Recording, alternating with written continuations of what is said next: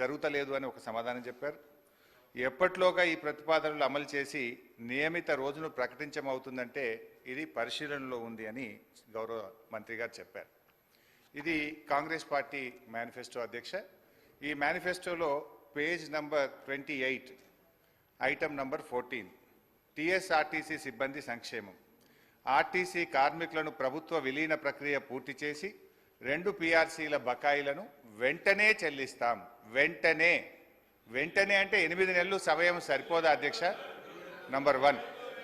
Number 2, వచ్చే PRC పరిధిలోకి TSRTC కార్మికులను చేరుస్తాం.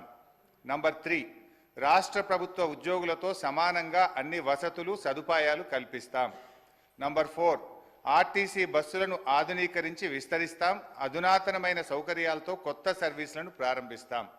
Number 6 and the last, RTC union పునరుద్ధరణకు అనుమతి ఇస్తాం. అయితే వారితో నా సూటి ప్రశ్నలు, నేను మంత్రి గారిని విషయాల్లోకి పోకుండా సూటిగా ప్రశ్నించదలుచుకున్నాను.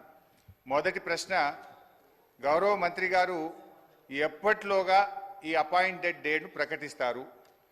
ఏ రోజు నుంచి ఆర్టీసీ ఉద్యోగులను ప్రభుత్వ ఉద్యోగులుగా గుర్తిస్తారు? పరిశీలనలో ఉంది, చూస్తాం చేస్తామని కాలయాపన చేయడం కాదు. ఒక ఖచ్చితమైన తేదీని ఈ సభ ద్వారా ఆర్టీసీ కార్మికులకు చెప్పాలని మీ ద్వారా గౌరవ మంత్రి గారిని కోరుతా ఉన్నా. క్వశ్చన్ నంబర్ 2, యూనియన్ పునరుద్ధరణ చేస్తామని మీరు హామీ ఇచ్చారు. ఆ యూనియన్ పునరుద్ధరణ ఎప్పట్లోగా చేస్తారు? ఈ మధ్య మాకున్న సమాచారం ఏంటంటే ప్రభుత్వం నుంచి యూనియన్ పునరుద్ధరించేది లేదు అని మీరు ఉత్తర్వులు ఇచ్చినట్టుగా మా దృష్టికి వచ్చింది. మీరు ఉత్తర్వులు ఇచ్చారా లేదా? ఇవ్వకపోతే ఎప్పట్లోగా యూనియన్ పునరుద్ధరిస్తారు? క్వశ్చన్ నంబర్ 3, ఆర్టీసీలో చనిపోయిన కార్మికులకు గతంలో మా బీఆర్ఎస్ ప్రభుత్వం ఉన్నప్పుడు చనిపోయిన పిల్లలకు వెంటనే పర్మనెంట్ ఉద్యోగం మేము ఇచ్చేవాళ్ళం.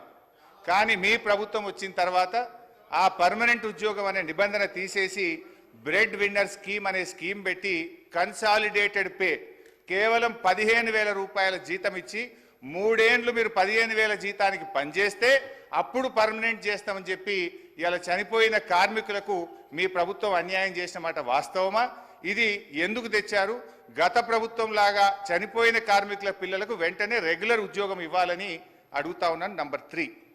క్వశ్చన్ నంబర్ 4, గౌరవ ముఖ్యమంత్రి గారు మంత్రి గారు నెక్లెస్ రోడ్లో ఆర్టీసీ కొత్త బస్సులు, మా ప్రభుత్వం ఆర్డర్ ఇచ్చిన బస్సులు వస్తే జెండా ఊపిండ్రు, చాలా సంతోషం. Government is a continuous process. అయితే ఆ జెండా ఊపిన సందర్భంగా కార్మికులకు ఒక 300 కోట్ల చెక్కు చూపించారు ముఖ్యమంత్రి గారు. ఇగో మీ కార్మికులకు పీఆర్సీ బకాయిల 300 కోట్ల చెక్కు విడుదల చేస్తున్నా అని ముఖ్యమంత్రి గారు బకాయిలు ఇస్తున్నామని చెక్కు చూపించారు. పాపం మా మంత్రి గారు ముఖ్యమంత్రి గారు వెళ్ళిపోయినాక కొన్ని డమ్మీ చెక్కులు, ఆ పెద్ద చెక్కులు కూడా కార్మికులకు ఇచ్చి ఫోటోలు కూడా దిగారు. ఇది ఏ రోజు ఇచ్చిందంటే ఫిబ్రవరి 10, 2024. ఇవాళ మనం ఉన్నాం జూలై నెలలో ఉన్నాం. ఇప్పుడు దాదాపు 5 నెలలైనా నెక్లెస్ రోడ్ నుంచి ఆ చెక్కు బస్ భవన్కు చేరలే. ఇంకా అది ఎప్పుడు చేరుతుంది, ఎప్పుడు ఇస్తారో దయచేసి చెప్పాలని కోరుతా ఉన్నా. క్వశ్చన్ నంబర్ 5, మహాలక్ష్మి పథకం పెట్టారు, సంతోషం, వి అప్రిషియేట్. అయితే ఆ పథకానికి నెల బిల్లులు విడుదల చేయని మాట వాస్తవమా? మహాలక్ష్మి పథకం కింద రాష్ట్ర ప్రభుత్వం ఆర్టీసీకి ఇవ్వాల్సిన నిధులు ఎన్ని, ఇప్పటి వరకు ఇచ్చిన ఎన్ని, ఇవ్వకపోవడం వల్ల కార్మికుల యొక్క పిఎఫ్ మరియు సిసిఎస్ డబ్బులు మళ్లించి కార్మికులకు జీతాలు ఇచ్చిన మాట వాస్తవమా? ఆ నిధులు ఎప్పట్లోగా ఇస్తారో సూటిగా చెప్పాలి. అదేవిధంగా అధ్యక్ష, ఎందుకంటే ఇవన్నీ అధ్యక్ష గతంలో ఇవాళ మేము మా ప్రభుత్వం ఉన్నప్పుడు ఆర్టీసీ కార్మికులకు ప్రభుత్వ ఉద్యోగులకు 43% ఫిట్మెంట్ ఇస్తే ఆర్టీసీ కార్మికులకు 44% ఫిట్మెంట్ ఇచ్చాం. గత తెలుగుదేశం ప్రభుత్వంలో కార్మికులకు కేవలం బడ్జెట్లో 100 కోట్లు పెట్టారు.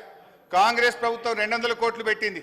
కానీ మా ప్రభుత్వం 1000 కోట్లు, 1500 కోట్లు, 1500 కోట్లు బడ్జెట్లో పెట్టి ఆర్టీసీ సంస్థను మేము కాపాడాలి. గౌరవ సీనియర్ శాసన సభ్యులు హరీష్ రావు గారికి తెలుసు ఇది క్వశ్చన్ అవర్ అధ్యక్ష. క్వశ్చన్ అవరు స్పెసిఫిక్ 2 క్వశ్చన్స్ అడగాల. రెండోది చాలా సంతోషం, మా మేనిఫెస్టోనైతే మొత్తం టీఆర్ఎస్ నాయకులు పట్టిండ్రు, చాలా సంతోషం. స్పష్టతతో మేము మేనిఫెస్టోలోకి సంబంధించిన అంశాల విషయంలో పాస్ మార్కులు పూర్తి స్థాయిలో మేము వేసినాము. ఈరోజు నేను కోరుతా ఉన్నా అధ్యక్ష, I request honourable members also through your chair.